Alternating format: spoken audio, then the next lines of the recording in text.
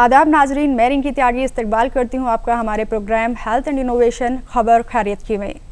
पिछले हफ्ते हमने चर्चा की थी डायबिटीज़ पर कि किस तरह से जो ये मर्ज़ है लोगों में फैलता जा रहा है। जो भारत मुल्क है वो कहीं ना कहीं इसकी कैपिटल बन चुका है। और क्योंकि लास्ट हफ्ते हमारी जो गुफ्तगू थी वो अधूरी रह गई थी, सिर्फ हमने सिम्टम्स पे बात की थी, लेकिन आज हम इस गुफ्तगू को जारी रखेंगे अपने उन्हीं मेहमानों के साथ। और आज हम डायबिटीज़ के क्या कुछ इलाज हो सकते हैं और किस तरह से इस मर्ज़ से बचा जा सकता है उस पर बातचीत करेंगे। एक बार फिर मैं आपको अपने स्टूडियो में मौजूद मेहमानों से मिलाना चाहूँगी। और हमारे पहले मेहमान हैं doctor Ajay Kumar Singh, senior medical officer Cantonment General Hospital Delhi Cantt. हमारे दूसरे मेहमान हैं डॉक्टर विनोद कुमार यादव, आप CMO CGHS हैं। साथ ही हमारे तीसरे मेहमान हैं डॉक्टर SP भटनागर, ये फॉर्मर प्रिंसिपल हैं AIUTC कॉलेज के। साथ ही मैं आपको बता दूं कि ये RML हॉस्पिटल और दीनदयाल उपाध्याय हॉस्पिटल में यूनानी के सीनियर कंसल्टेंट भी हैं। आप तीनों का बहुत बहुत इस्तकबाल हमारे प्रोग्राम में। तो जैसा कि आप सब जानते हैं कि लास्ट एपिसोड में हमने बात की थी कि क्या कुछ सिम्टम्स हैं डायबिटीज़ के और क्यों ये मर्ज़ इतना ज़्यादा बढ़ रहा है। आज हम बात करेंगे कि क्या कुछ इसके इलाज हो सकते हैं, कैसे इस मर्ज़ से बचा जा सकता है। मैं डॉक्टर अजय से जानना चाहूँगी कि जो लाइफस्टाइल है वो कहीं ना कहीं गड़बड़ा गया है, इसलिए ये जो डायबिटीज़ का मर्ज़ है हमें घेर रहा है। तो क्या कुछ इसमें इसके ट्रीटमेंट्स हो सकते हैं? सबसे पहले तो डायबिटीज़ का जो ट्रीटमेंट है वो इस पे डिपेंड करता है कि आपका लेवल क्या है। जैसे HbA1c हम प्री डायबिटिक, डायबिटिक और सीवियरली डायबिटिक में अगर हम क्लासीफाई करेंगे, तीनों में ही चेंज रहता है। प्री डायबिटिक वो है जिनका HbA1c 5.9% से 6.5 के बीच में है। तो ये वो लोग हैं जिनमें हम lifestyle modification, diet improvement, exercise, इन चीज़ों को जब हम पहले इससे हम इसको ट्रीट करने की कोशिश करते हैं। जैसे मैंने लास्ट टाइम बताया था कि ओबेसिटी, मोटापा जो एक बहुत बड़ा कारण है डायबिटीज़ का, अगर हम अपने दिनचर्या में एक्सरसाइज को और इसको अगर हम टाइम देते हैं और अपने वज़न को, अपने खाने की चीज़ों को हम थोड़ा सा सलीके से इस्तेमाल करें, जैसे ट्रांस फैट या कोको कोला या बर्गर, इस तरह के जो हाई ग्लाइसेमिक इंडेक्स के जो फूड्स हैं उनको अगर हम अवॉइड करें और अपना एक्सरसाइज और इनको रेगुलर करें तो हम इसको कम्प्लीटली इसको कंट्रोल किया जा सकता है। जो लोग सीवियरली डायबिटिक होते हैं, सपोजली जिनका HbA1c 10 से ज़्यादा है, तो उसमें जो ट्रीटमेंट है वो मल्टी ड्रग से या इंसुलिन का इस्तेमाल करके किया जाता है। मेन डायबिटीज़ के लिए जो सबसे इम्पॉर्टेंट बात यह है कि हमें इसमें जो पेशेंट को हम लोग सबसे पहले बताते हैं कि ये लाइलाज नहीं है, इसका डेफिनेटली इलाज संभव है। और डॉक्टरी सलाह और अपना जो जैसे डॉक्टर सलाह दें उसको अगर फॉलो करते रहेंगे तो इसको काफ़ी हद तक कंट्रोल किया जा सकता है और जो इसके द्वारा कॉम्प्लिकेशन से उनको रोका जा सकता है। अच्छा, जैसे देखा जाता है कि किसी अगर मरीज़ को डायबिटीज़ हुआ है तो उसकी जो इम्यून पावर है वो कहीं ना कहीं घट जाती है, तो जिससे वो बाकी बीमारियों की चपेट में जल्दी आ जाता है। तो क्या कुछ ऐसी बीमारियां भी है कि जिनके होने से डायबिटीज जल्दी हो जाए? ये सवाल मैं डॉक्टर भटनागर से करना चाहूँगी। हाँ, ऐसा है कि डायबिटीज़ होने का सबसे बड़ा रीज़न जो है वो ये है कि हम लोग खाने पीने का सिस्टम ही नहीं, खाने पीने की चीज़ें भी कब क्या इस्तेमाल करनी चाहिए उसका भी हमें नॉलेज होना बहुत ज़रूरी है जी। हमें कब खाना खाना चाहिए, कब नाश्ता करना चाहिए, इन सब चीज़ों का आज के दौर में कोई लोगों को गिनती नहीं है, हिसाब नहीं है, कोई कुछ ख्याल नहीं रखता इस चीज़ का। हमें सुबह 8 और 9 के बीच नाश्ता करना बहुत ज़रूरी है कि हम सुबह उठने के बाद सूरज, एक कहावत है पुरानी कि सूरज निकलने के 2.5 घंटे के अंदर हमें नाश्ता करना चाहिए। तो अगर हम ये अंदाज़ा लगाएं कि जी 6 बजे सूरज निकलता है, गर्मी सर्दी में आगे पीछे हो जाता है, तो उसमें 2.5 घंटा जोड़ें, सीधा सा 8 और 9 के बीच नाश्ते का टाइम बनता है। उसके बाद एवरी 4 to 4.5 आवर्स हमें कुछ ना कुछ खा लेना चाहिए। यानी लंच हमारा करीब 1 बजे हो जाना चाहिए, शाम को 5 बजे चाय के साथ स्नैक्स ले लें और रात का खाना 8-9 बजे के बीच में हो जाए। अब सवाल सबसे इम्पोर्टेंट है रात के खाने का। रात के खाने में हमें क्या खाना है क्या नहीं। दिन में तो आप जो चाहें वो खाएं, कोई दिक्कत नहीं है, लेकिन डाइट ये ज़रूर है कि ज़रूरत के हिसाब से होनी चाहिए।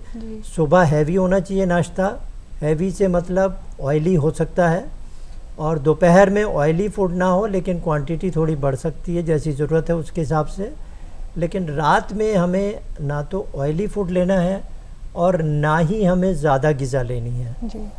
रात में खाने वाली सब्जियां भी जो है हमें बहुत कंट्रोल रखनी है। हमें बहुत सारे आइटम ऐसे हैं जो रात में नहीं खाने हैं, जिस चीज़ का आज के दौर में लोगों को नहीं मालूम। जी। बहुत छोटी सी सबसे पहले एग्जांपल आपको बता दूं कि मौसम के हिसाब से सब्जियां और फल बदलते हैं। जी। लोगों को आजकल ये भी नहीं पता कि कौन सा फल कब किस मौसम में आता है।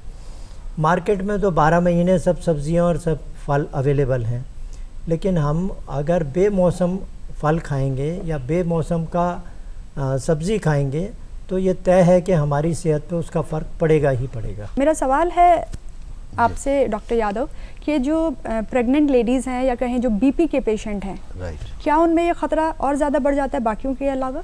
हाँ देखिए ये बात सही है कि जो बीपी की पेशेंट्स हैं या जैसे ओवरवेट हैं, ओबीस पेशेंट है, ज़्यादा मोटापा बढ़ रहा है, हाइपोथायराइडिज्म के पेशेंट है जिसमें कि थायराइड के हार्मोन के कारण वो दिक्कत आती है, तो इन सब में डायबिटीज़ होने के चांसेस ज़्यादा बढ़ जाता है। या कोई आप ऐसी ड्रग्स ले रहे हैं, और अभी तो लाइव एग्जांपल कोरोना के दौरान ट्रीटमेंट के कारण लोगों को डायबिटीज़ हुई, जिसमें कि कोरोना में हैवी मेडिसिन्स का यूज़ हुआ या इंसुलिन का यूज़ हुआ, जिस स्टेरॉइड्स का यूज़ हुआ, इट्स अ बर्निंग इशू।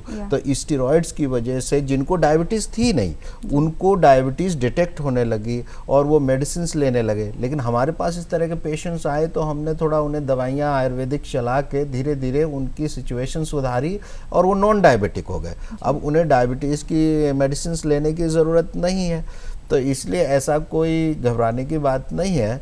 हम अगर अपने हेल्थ को ठीक रखते हैं, और औषधि बहुत सारी ऐसी चीज़ें, देखिए 2 तरीके की औषधियाँ हैं। एक औषधियाँ जो हम बीमारी होने पर हम उसको ठीक करने के लिए इस्तेमाल होते हैं, जैसे इसका हम तभी इस्तेमाल करते हैं जब आपको डायबिटीज या कोई बीमारी हो। कुछ ऐसी औषधियाँ होती हैं जो हम मेंटेनेंस के लिए इस्तेमाल करते हैं, जैसे लंबे समय तक हम इनको खा सकते हैं। फॉर एग्जाम्पल सबसे सिंपल है आपके पास हरड़ बहेड़ा आंवला, ये त्रिफला के रूप में भी जाना जाता है, और इतना बढ़िया चीज़ है। आप इसको रात में पेट साफ के लिए ले सकती हैं, 5 से 6 ग्राम। आप रूटीन मेंटेनेंस के लिए, जिनको अपने बाल अच्छे करने हैं, फेस अच्छा करना है, स्किन अच्छा करना है, पेट अच्छा करना है, वो 1 चम्मच सुबह 1 चम्मच शाम को ले सकते हैं। आइज़ के लिए भी बहुत अच्छा है और हमारे सिस्टम की माइल्ड क्लीनिंग करता है। ये सबसे सिंपल और गांव घर सब जगह अवेलेबल है। इसके बाद दूसरी औषध जो है गिलोय का, काफ़ी आपने चर्चा सुनी होगी। गिलोय एक बहुत बड़ी है, सीजनल, जैसे वर्षा ऋतु जा रही इस समय चिकनगुनिया, डेंगू ये सब आते हैं, तो गिलोय के काढ़ा आपको बहुत फ़ायदा करता है। गिलोय का सुरस बहुत अच्छा फ़ायदा करता है। इसके अलावा एक मैं आपको बहुत अच्छी चीज़ बताता हूँ जो इस सीज़न में आने वाली है और नेचुरल आपके घरों में उपलब्ध है। जैसे आंवला आता है आपका, आंवला और कच्ची हल्दी, इन दोनों का जूस निकाल लीजिए। जो भी पेशेंट डायबिटिक हैं वो सुबह सुबह इस जूस को पिएं, करीब 80 ml 40 to 80 ml इस जूस को पी सकते हैं, और उनका बिल्कुल टॉक्सिक भी निकलेगा, डायबिटीज़ भी डाउन आएगी। और डायबिटीज की क्रोनिसिटी के कारण जो हमारी आँखों को नुकसान और किडनी को नुकसान होता है, उसमें चूँकि आंवला और हल्दी दोनों आँखों और हमारे सिस्टम को बहुत अच्छा करते हैं, तो ये हमारे लिए फ़ायदेमंद है। जो डायबिटीज़ के मरीज़ हैं उनको अगर कोई घाव या कुछ हो जाता है तो वो जल्दी से नहीं बढ़ता है। जी जी। तो अगर मेरा सवाल यही है कि अगर किसी को पता नहीं है कि वो डायबिटिक पेशेंट है, और ऐसे में अगर उसको इस तरह के सिम्टम्स नज़र आ रहे हैं, तो क्या उसे फटाफट से अपना शुगर टेस्ट करा लेना चाहिए? जी बिल्कुल, ये बात सही है। जैसे कि आपको कोई चोट लगी या किसी जगह आपको फोड़ा हो गया, अब वो आपका ठीक नहीं हो रहा है, लगातार डॉक्टर दवाई दे रहे हैं, आप खुद अपने आप दवाई ले रहे हैं लेकिन ठीक नहीं हो रहा है, आप तुरंत डॉक्टर जाएंगे। डॉक्टर पहले ही आपको, वो जानते हैं कि इसमें कंडीशंस हो सकती है, तो वो आपकी इन्वेस्टिगेशन कराएंगे। अगर उसमें आपका शुगर आ जाता है, तुरंत डायबिटीज़ की दवाई भी साथ में चलानी पड़ेगी। जब शुगर होगा तो ही आपकी हीलिंग स्टार्ट होगी। होता क्या है कि जो इम्यूनिटी है वो आपकी इतनी लो हो जाती है कि सेल्स उससे लड़ नहीं पाते हैं, और अदर इन्फेक्शंस, दूसरे इन्फेक्शंस आपके उस वुंड में या घाव में आ जाते हैं, जिसकी वजह से हीलिंग पुअर हो जाती है। तो ये चीज़ें बहुत हमें ज़रूरी होती है और ख़ास तौर पे हमें ध्यान रखना चाहिए, ख़ास तौर पे जहाँ क्रोनिक डायबिटीज़ है, ठीक से मैनेज नहीं है डायबिटीज़, बहुत हाई डायबिटीज 400-500 रह रही है, ठीक है, लंबे समय से है, 10-20 साल से है आपको, तब तो विशेष रूप से आपको अपनी आँखों का, किडनी की प्रॉब्लम भी बहुत बढ़ गई है, क्रोनिक किडनी डिजीजेस में जहाँ क्रेटिनिन लेवल बहुत बढ़ रहा है, लोगों का किडनी फेलियर हो रहा है, आईज पे इफेक्ट आ रहा है, एकदम सडन आपको ब्लाइंडनेस हो जाएगी। तो इन सब चीज़ों में आपको बहुत ध्यान रखना चाहिए। स्किन इन्फेक्शंस बढ़ सकते हैं आपके, अगर डायबिटीज़ बढ़ी है तो आपकी त्वचा में जो इन्फेक्शन के चांसेस हैं, क्योंकि जो त्वचा में एक लस्टर है या इम्यूनिटी है कीटाणुओं को फेस करने की, वो कम हो जाती है।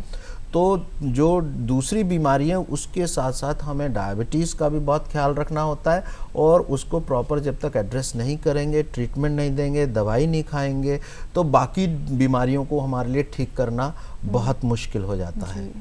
तो ये ठीक हो सकता है। जी डॉक्टर भटनागर, क्या आप भी इसमें कुछ अपना ऐड ऑन करना चाहेंगे यूनानी नज़रिए से? यूनानी नज़रिए से ऐसा कुछ वो नहीं है इसमें। बाकी जैसे डॉक्टर साहब ने बताया, डॉक्टर यादव ने, किडनी का मैं पहले ही सोच रहा था मगर उन्होंने मेंशन कर दिया कि किडनी को बचा के रखना डायबिटिक पेशेंट के लिए बहुत ज़रूरी है। और उसके लिए सबसे अच्छा तरीका है कि वो time to time sugar level अपना चेकअप करवाते रहें, KFT, LFT वगैरह सब चेक करवाएं, लिपिड प्रोफाइल भी, क्योंकि ओबेसिटी हो रही है, कोलेस्ट्रॉल बढ़ रहा है, ब्लड प्रेशर बढ़ रहा है, तो ये सब चीज़ों को कंट्रोल रखना बहुत ज़रूरी है। अगर आपका ब्लड प्रेशर बढ़ रहा है तो भी किडनी की प्रॉब्लम आने का ख़तरा हो जाता है। तो ये बहुत ज़रूरी है कि हम टाइम टू टाइम चेकअप करवाते रहें, अपने टेस्ट करवाते रहें और अपना खाने पीने का सिस्टम, सोने का, जागने का बहुत सही रखें। और जैसा डॉक्टर साहब ने बताया कि सुबह की धूप, वो बिल्कुल बहुत अच्छी बात है। सुबह की धूप के साथ सुबह की हवा, वो लंग्स के लिए भी फ़ायदेमंद है और वैसे भी सेहत के लिए फ़ायदेमंद है। तो मैं तो अक्सर लोगों को ये कहता ही हूँ कि सुबह की हवा और सुबह की धूप जिसने खोई, तो आधा दिन तो उसने बीमारी में वैसे ही बुला लिया कि आ जा भैया, मैं हूँ तैयार तुम्हारे को रखने के लिए। तो इन सब चीज़ों से बचना बहुत ज़रूरी है। खाना पीना मैंने सब बताया। रात को जैसे मरीज़ हैं जो रात में ड्यूटी करते हैं, तो उनको बीच में कुछ हल्का खा लेना चाहिए। ये नहीं कि पूरा 8 घंटे ड्यूटी कर रहे हैं तो रात में खाना नहीं है। एक मिथ है कि जी रात में खाना नहीं है, तो रात में ना खाना वो गलत है। आपका पेट 4, साढ़े 4, 5 घंटे में खाली हो जाएगा, तो आपको कुछ चाहिए, लेकिन रात में आपको हैवी नहीं खाना है। तो वो कुछ लाइट उसमें बीच में आप रिफ़्रेशमेंट लेते रहें। और जैसा नींद का बताया कि हाफ नींद दिन में पूरी करी जाए, वो सब ये सारी चीज़ें बहुत ज़रूरी हैं हमारी हेल्थ के लिए और शुगर से बचे रहने के लिए। और जिसको शुगर हो गई है वो इन सब चीज़ों का अगर ख्याल रखे तो शुगर अपनी कंट्रोल में रख सकता है। जी बिल्कुल। मतलब सारा जो इसमें दो बातें मैं ऐड कर रहा, जैसे अभी हम लाइफस्टाइल की बात करते हैं कई बार, लेकिन हमारे देखिए धर्म में उपवास करते हैं हम। इस समय लोग ज़्यादातर अपने यहाँ नवरात्रि का उपवास करते हैं, अन्य धर्म के लोग भी रमज़ान में उपवास करते हैं। एक्चुअली में ये जब भी हम ज़्यादातर अपने को नियंत्रण नहीं कर पाते तो इन दिनों में नियंत्रण कर सकते हैं। तो जो लोग 35 से 50 के बीच में हैं और डायबिटीज़ नहीं है लेकिन वेट बढ़ा हुआ है, शरीर में सुस्ती है, आलस है, वो लोग उपवास करें। उपवास में क्या होता है, आप अन्न का त्याग करते हैं। साल भर जो अन्न खाते हैं उसका त्याग देने से आपके शरीर में फलों का उपयोग होने से और फलाहार करने से आपको धीरे धीरे धीरे धीरे ये एक रिपेयर का सिस्टम भी है।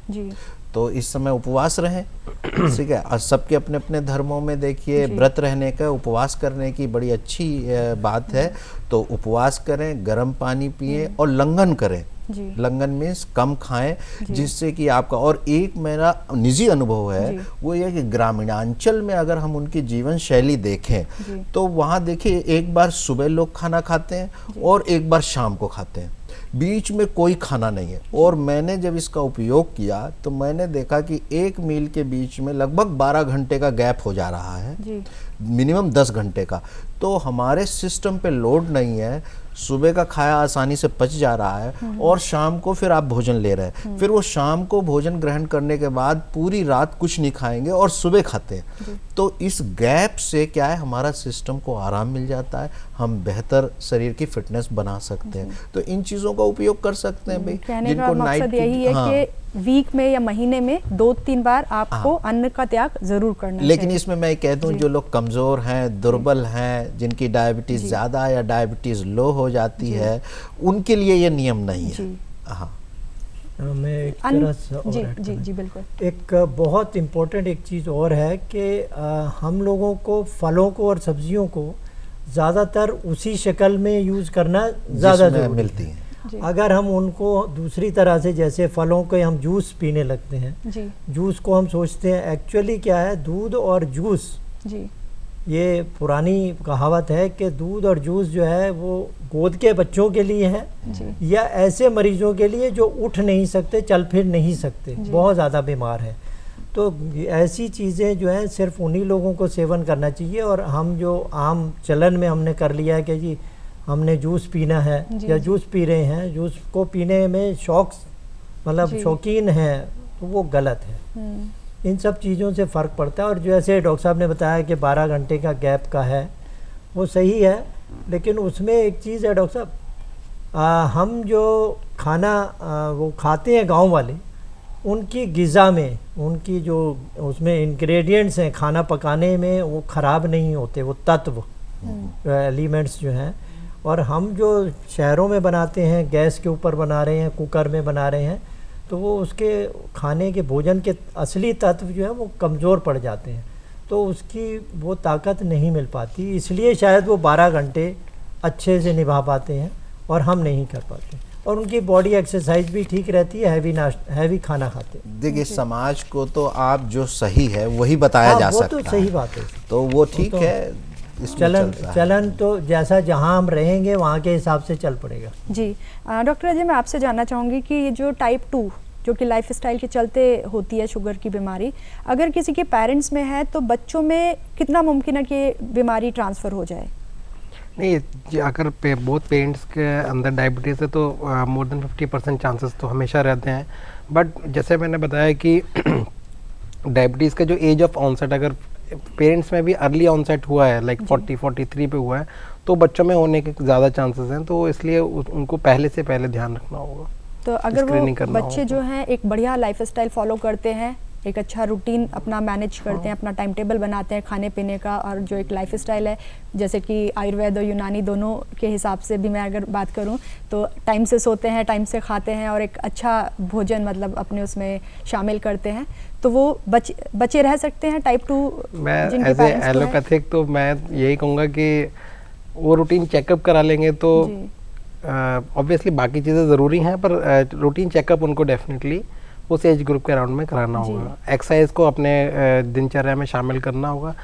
डायबिटीज़ से बचने के लिए एक, जैसे ओबेसिटी से जो बचने के कारण हैं, जैसे हम जितने भी प्री डायबिटिक्स होते हैं हम उनको बोलते हैं कि आपको पूरे हफ्ते में 150 मिनट या तो 30 मिनट्स पर डे की एक्सरसाइज आपको करना है, एरोबिक्स करना है या ब्रिस्क वॉकिंग करना है, ये आपको करना है। अगर आप 30 मिनट्स ऑफ एक्सरसाइज भी करते हैं तभी भी एक बहुत इम्पैक्टफुल है आपको इस बीमारी से बचने के लिए। ये जो लाइफस्टाइल की हम बात कर रहे हैं, तो जो टाइप 1 डायबिटीज़ होती है जो जेनेटिक होती है, तो क्या एक अच्छा लाइफस्टाइल फॉलो करने से उससे भी बचा जा सकता है? टाइप 1 डायबिटीज़ से बचा नहीं जा सकता, बिकॉज इसमें इसका जो मेन कारण है वो एसनर सेल्स जो हमारे जो सेल्स जो इंसुलिन बनाते हैं उनका ये डिस्ट्रक्शन है मतलब कंजेनाइटल, तो इसमें उससे तो बचा नहीं जा सकता। लेकिन एक जब हम डिस्कस कर रहे हैं डायबिटीज़ को, तो एक जो नया ट्रेंड आ रहा है, चाइल्डहुड ओबेसिटी भी एक बड़ा इशू बच्चों के सामने आ रहा है। जैसे जैसे जो इकोनॉमिक स्टैंडर्ड्स हमारे कंट्री में लोगों के बढ़ रहे हैं, तो इस हिसाब से ज़्यादातर लोग चाहते हैं कि वो अपने बच्चों को हैवी फूड या रिच डाइट दें। तो आजकल ये बड़ा कॉमन है, पास्ता, कोको कोला, ये सारी चीज़ें बच्चे काफ़ी पसंद करते हैं और इसी वजह से वो बाय द एज ऑफ 15 काफ़ी हैवी हो जाते हैं, मोटे हो जाते हैं और जो उनको एक रिस्क फैक्टर बनाते हैं कि वो डायबिटीज़ की तरफ जा सकते हैं। तो डेफिनेटली हमें थोड़ा समझदारी से काम लेना होगा और जो जिस तरह के डॉक्टर्स परामर्श देते हैं और जितना हम आपके जितना हम अवेयरनेस क्रिएट कर सकते हैं इसके प्रति, वो एक मेन स्टे रहेगा कि हम इसको कंट्रोल कर पाएँ। दूसरा, जब हम सभी लोग इलाज की बात कर रहे हैं, एक बड़ा ही कॉमन हम लोगों को अपने ओपीडीज में सभी देखते हैं, सभी डॉक्टर्स देखते हैं कि पेशेंट्स जब उनका कंट्रोल हो जाता है तो वो सारा कुछ छोड़ देते हैं। वो एक बहुत ही डिफ़िकल्ट कंडीशन है। एक तो ये कोई खांसी जुकाम नहीं है जिसका कि सिम्टम्स आते रहेंगे, इसीलिए इसे स्लो डेथ भी बोला जाता है कि ये बहुत ही धीरे धीरे एक्ट करता है, नर्व्स को कमज़ोर करता है, आपके बाकी ऑर्गन्स को डैमेज करता है। तो हम सभी पेशेंट्स को यही बोलते हैं कि आप रेगुलर फॉलोअप में रहिए। अगर आपका HbA1c जैसे हम टारगेट करते हैं ओल्ड एज में 7% के अराउंड में रहे तो वो एक अच्छा कंट्रोल हम मानते हैं। 6 के अराउंड में रहे काफ़ी अच्छा कंट्रोल में माना जाता है, पर इसका मतलब ये नहीं है कि हम उसको एक बार 6 हमने अचीव किया उसके बाद हम सारी दवा बंद कर दें या अनसॉलिसिटेड एडवाइस काफ़ी मिलती है। यहाँ पे हर कोई बता देता है कि आप ये ले लीजिए तो इससे ठीक हो जाएगा वो। तो जनरली मिथ्स को बस्ट करना भी एक बहुत ही इम्पोर्टेंट इसमें ट्रीटमेंट का पार्ट है। हमें ज़्यादातर मैं सभी पेशेंट से, सभी दर्शकों से यही अपील करूँगा कि वो लोग एक मतलब परामर्श लें, चाहे यूनानी से लें, चाहे आयुर्वेद से लें, चाहे एलोपैथी से लें, लेकिन अच्छे डॉक्टर के साथ में वो परामर्श लें। एक ऐसी अनसॉलिसिटेड एडवाइजेस को वो फॉलो ना करें बिकॉज वो ज़्यादा घातक है। जी, वक्त की कमी है थोड़ी मेरे पास, तो मैं आखिरी सवाल आप लोगों से बहुत जल्दी चाहूँगी कि फटाफट इन शॉर्ट मुझे बताएं कि once diabetic is always diabetic, ऐसा माना जाता है क्योंकि आपको ताउम्र कहीं ना कहीं एक लाइफ स्टाइल फॉलो करना पड़ता है और आप मतलब इससे अब बच नहीं सकते अगर एक बार ये बीमारी आपको घेर ले तो मेरा सवाल आप तीनों से यही है कि आप फटाफट से मुझे ये बताएं कि क्या कुछ ऐसी रिसर्च या कुछ ऐसे इलाज इजाद किए जा रहे हैं कि जिनसे जो पेशेंट है डायबिटीज़ का वो पूरी तरह से छुटकारा पा सके? देखिए, जहाँ तक आयुर्वेद मानता है ऐसे इलाज की ज़रूरत ही नहीं है। जब अच्छा जीवन शैली आप जिएंगे, अच्छा खाना खाएंगे, अच्छे से आप रहेंगे, प्रकृति के साथ अच्छे से जिएंगे, तो आप बीमार ही क्यों होंगे। इन केस अगर हो भी जाते हैं तो शुरुआती दौर में आप बिल्कुल ठीक किए जा सकते हैं, लेकिन जब अनियंत्रित हो जाते हैं तो आप इसको अच्छे से मैनेज भी कर सकते हैं। इसलिए घबराने की ज़रूरत नहीं है, आप पूर्ण रूप से अच्छे हो सकते हैं। डॉक्टर अजय, आप क्या कहेंगे इस पर? जी, diabetes once diabetes always a diabetic, definitely ये काफ़ी हद तक ये सही बात है। डायबिटीज़ होने, एक बार डायबिटीज़ एस्टेब्लिश हो जाता है उसके बाद आप इसको कंट्रोल ही कर सकते हैं। जैसे जेनेटिक कारण है उनको आप नहीं ठीक कर सकते, but that is a true statement कि एक बार आपको डायबिटीज़ हुआ तो आप डायबिटिक तो रहेंगे, बस आपका ड्रग्स का डोजेस कम हो जाएगा, मे बी आप लाइफस्टाइल मॉडिफिकेशन पे जा सकते हैं। अभी मतलब ऐसा कोई इलाज हम इजाद नहीं कर पा रहे हैं। यूनानी, हमारा यहाँ यूनानी में ऐसा है कि जड़ से बीमारी को हम जो है उसका इलाज करते हैं, जड़ को पकड़ने की कोशिश करते हैं। तो अगर कहीं कोई ऐसी वजह मिलती है कि जी इसको डायबिटीज़ क्यों हुई पेशेंट को, तो उसका जड़ का अगर इलाज करें उस रूट कॉज का, तो उसको आराम पड़ सकता है, वरना डायबिटिक रहेगा और कंट्रोल रखना उसके लिए ज़रूरी है। आप तीनों हमारे स्टूडियो में आए, अपना बेशकीमती वक्त निकाल कर और हमारे नाजरीन को इतनी फ़ायदेमंद जानकारी मुहैया कराई। मैं आप तीनों का तहे दिल से शुक्रिया अदा करती हूँ। तो नाजरीन, हम उम्मीद करते हैं आपको हमारा ये प्रोग्राम पसंद आया होगा। आगे भी हमारी कोशिश यही रहेगी कि हम आपकी सेहत से जुड़े सवालों का जवाब लेकर हाजिर हों। साथ ही अगर आप इस प्रोग्राम से जुड़ा कोई फीडबैक हमें देना चाहते हैं तो हमारी मेल आईडी है feedback@ddurdu@gmail.com। अब मुझे यानी रिंकी त्यागी को दीजिए इजाज़त। अगले हफ्ते फिर आपसे होगी मुलाकात एक नए मौजू पर। तब तक के लिए अपनी सेहत का रखें ख्याल। आदाब।